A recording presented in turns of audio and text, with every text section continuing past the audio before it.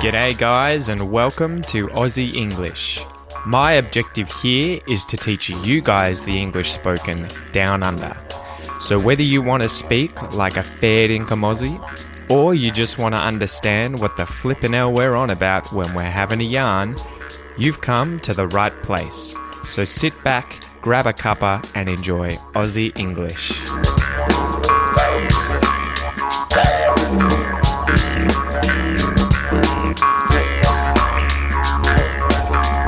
G'day guys and welcome to this episode of Aussie English. Today I'm going to talk to you about a polite-ish swear word in Australian English which is used quite a bit. It's also British. And the word is bloody, but this is very, very, very, very common in Australia and Australian English, and is the kind of, well, it's hard to explain, but it's not really a swear word, at least in my mind, because you wouldn't take offense to it, and it's heard all the time, everywhere, in a lot of situations and on TV. So you'll hear it on ads on television channels that are made for public viewing, so G-rated, we call them, where even children can watch them. So it's not really a very, very offensive swear word. And I'm going to also talk to you about how to say that something is broken. So in Australian English, we have so many different ways of saying that something is malfunctioning or broken, and I'll go through those after I finish explaining the word bloody and how to use it. So bloody, B-L-O-O-D-Y, B-L-O-O-D-Y. Like the word blood, you have blood in your veins, you have blood in your body. It's the red stuff that comes out of your body if you cut yourself, and if something is bloody, it can be covered in blood. It can be used in this sense where we're wanting to accentuate or emphasize a point in a story. So something can literally be bloody, where it's covered in blood, but in the sense of this swear word or this word that we use to emphasize a point or a story, it doesn't have that connotation. It just means that something is, we're using it to emphasize something. So an example would be saying, if you were to say, my car isn't working, my car's not working, you could say, my bloody car isn't working. It's not bloody working. So you kind of just emphasize the fact that either the car, which is the bloody car, isn't working, or you can emphasize the fact that it's not working by saying the car isn't bloody working. So you can insert that bloody before the working in that sentence. The bloody car isn't working, or the car isn't bloody working. Some other examples would be if you hear really good news. So say one of your friends just got accepted into university, or they won the lottery, or they're getting married. Anything that's sort of good news, you could say, oh, you bloody beauty, you bloody beauty, bloody beauty. So that's just sort of a way of saying, oh, wow, awesome, great job, that's awesome news, bloody beauty. You can also say, that's bloody awesome. So it's awesome, that's awesome, but then you insert that bloody before awesome to just sort of accentuate, to emphasize the fact that the thing is awesome. Bloody awesome. That's bloody awesome. So again, you can use this for when you hear bad news. So if someone told you they were in a car accident, or someone close to them in their family has passed away, has died, is deceased, you could say that news is bloody horrible. It's bloody awful news. It's bloody sad to hear that. So again, you're accentuating, you're emphasizing the fact that the thing is horrible or sad or awful just by putting the word bloody in front of horrible, awful, or sad. Bloody sad, bloody horrible, bloody awful. You can also use it in the sense of saying, say, I was really drunk last night. You could say, I was bloody drunk last night. So you've drunk too many beers, you woke up this morning, you're hungover, and you're saying, oh my God, last night I was bloody drunk. I was bloody drunk. It was a bloody big night last night, and I was bloody drunk. Some other examples.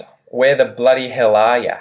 So this was a sentence that was the perfect example of it being used on TV. A model, I've forgotten her name, was in a TV ad that was used to try and get tourism to Australia, to try and encourage people to come to Australia. And the final scene of this, brief ad showing different places in Australia was her on the beach in Queensland near the Great Barrier Reef, effectively saying, here's Australia and it's beautiful. And her last line was, "Where the bloody hell are ya?" As in, where are you? Why aren't you here? Where the bloody hell are ya? Another example of bloody being used in an ad on TV is the drinking and driving ads that we had, I think in the early 2000s, so in the year 2000 to 2010, the early 2000s, the police would have an ad that would say, it would show a car accident and the cause of it was someone had drunk too much alcohol, and that, we have breath testers and you're not meant to drink and drive. And so this drink and drive ad would have the final slogan, the final phrase, the final sentence at the end of the ad after you see this accident or the result of drinking and driving. The final slogan would be, "If you drink and drive, you're a bloody idiot." So if you drink and drive, if you have alcohol and you drive a car or a motorbike or a boat, any kind of vehicle that requires a license, and you're drunk, you've had too much to drink, then you're a bloody idiot, which is just saying you're a real idiot, you're an idiot. But it's accentuating the fact that you are an idiot. So you bloody idiot.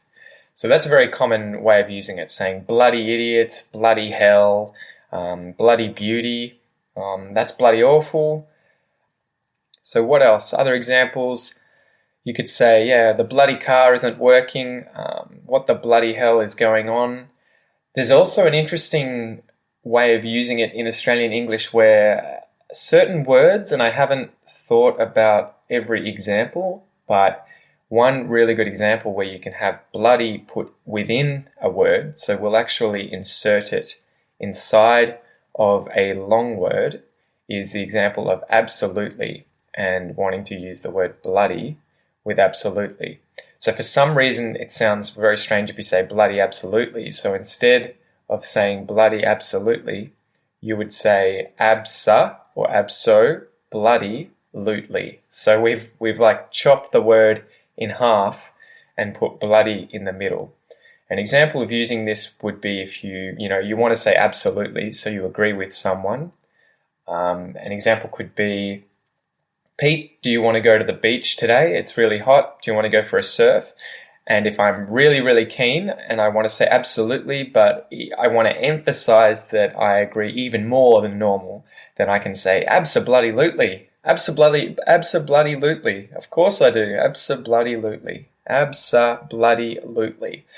And these are those sorts of phrases you will just hear, and it may put you off. You may be confused at first. You don't necessarily have to learn absa-bloody-lutely and use it yourself, but it's good to have sort of an experience hearing this sort of phrase and word and know what it means if and when someone says this to you in Australian English. So I hope that's given you a bit of an idea about how to use the word bloody to emphasize any point or story. And it is pretty liberal with how you can use it. You can just throw it into phrases and play with this, say it to people. You may confuse a few people at first, but practice with it, have some fun if you're in Australia and know some Australians, because I'm sure it's the kind of thing that will impress people as well as give them a bit of a laugh. And it's encouraging. It's kind of cool to see people speaking English as a foreign language trying to use this kind of Australian slang. So definitely give it a go. And so for the second part of this podcast episode, I wanted to talk about some different ways of saying that something is broken or that something is malfunctioning. And I'll use the same example sentences for each one of these verbs or these examples so that you can just hear how I change each one when I use a different way of saying the same thing. So the first one is obviously to be broken. If something's broken, it no longer works, it's malfunctioning, it needs to be repaired, it needs to be fixed. So the first example sentence would be, the bloody washing machine is broken. So it no longer works, it needs to be fixed. The bloody washing machine is broken. The bloody washing machine is broken. My computer is broken. It needs to be fixed. My computer is broken. It needs to be fixed. The next example would be to be malfunctioning. So again, it just means exactly the same as broken, more or less. I mean, if it's malfunctioning, this could infer that the thing is working sometimes, but then sometimes it's broken and not working. So you could say, the bloody washing machine is malfunctioning. The bloody washing machine is malfunctioning. My computer is malfunctioning.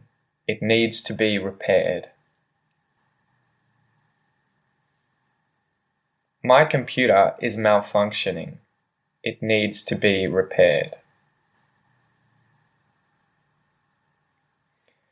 So we'll get into the slang words that we use for something that's malfunctioning, that's broken, that doesn't work. The first one, which is a classic Australian word, is cactus. Cactus. C-A-C-T-U-S. Cactus. And a cactus is the type of plant you will see in the desert that's covered in spines or covered in spikes. You would never want to touch a cactus. They tend to be green and they're full of water. They're sort of synonymous with the desert. You will see them if you go to the desert, pretty much anywhere in the world. A cactus, that's a cactus. But if you say that something is cactus, a thing is cactus, it means that it's broken. So using this word in those previous sentences, the bloody washing machine is cactus. The bloody washing machine is cactus. My computer's cactus at the moment. It needs to be repaired. My computer's cactus at the moment. It needs to be repaired. So that's cactus, and again, that can be used for pretty much anything. You know, your car could be cactus, your iPod could be cactus, your phone could be cactus, the TV could be cactus. Anything it's broken tends to be machinery or electrical items. If it's cactus, it's broken. Another way of saying broken or malfunctioning or cactus is to say that something is dead. So you could say, my bloody washing machine is dead. My bloody washing machine is dead. The computer's dead today. It needs to be repaired. The computer is dead today. It needs to be repaired. So I might note too that if you say that something is dead, it can mean that it's broken or malfunctioning, but if you use the word dead to refer to something that requires power, that requires electricity from a battery, if you say, for example, my iPod is dead, my phone is dead, my laptop computer is dead, it can also mean that it's just out of power, that the battery's dead. It means that the battery no longer has power. It doesn't necessarily mean that it's broken. It can also mean that it's broken, but most often if I were to say that my computer's dead and I was holding my laptop, or if I was saying my phone's dead, I think most people would assume I mean that the battery has no more power, as opposed to it being broken. But it can mean both, you know. Another one is something is buggered. So we've used buggered before, I think, in previous podcasts. And in this case, it means that it's just broken, it's not working. So my bloody washing machine is buggered. The bloody washing machine is buggered. My computer's buggered at the moment. My computer is buggered at the moment. And buggered is spelt B-U-G-G-E-R-E-D, buggered, buggered. Another way is to say that something is screwed, which means that it's broken. Screwed as well, I'll probably go into a bit more in depth in another episode, but you would use screw where it means it's an equivalent way of saying the F word in English, F-U-C-K. I'm not going to say it so that I can keep this podcast as clean, but F-U-C-K is a very rude word in English. Screwed or screw is a really polite way of saying the equivalent thing. So you can use it where you would use the F-bomb or the F word in English, and it's a lot more polite. You wouldn't hear this kind of word beeped out on a TV show. If you say that something is screwed or that screw you, it's just a politer way of saying that. But if you say that the washing machine is screwed, it just means that it's broken. If you say my computer's screwed at the moment, it's just broken. It's buggered. It's busted. Which leads me on to saying that something is busted. Busted. So if you bust something, it means you break it. If the car's busted, it's broken. So if you bust into a house, you've broken into a house. So bust, B-U-S-T, and busted, B-U-S-T-E-D. So my computer is busted at the moment. My computer is busted at the moment.